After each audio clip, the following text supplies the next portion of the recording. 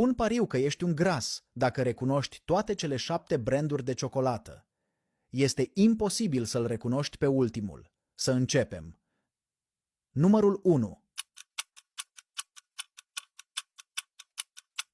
Milka. Numărul 2.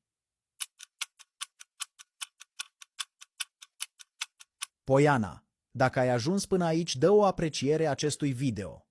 Numărul 3.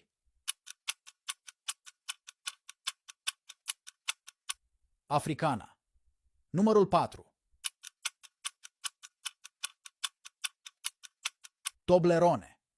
Dacă le-ai știut pe primele 4, lasă un follow. Numărul 5. Lion. Numărul 6. Ferrero Rocher. Și ultimul nivel,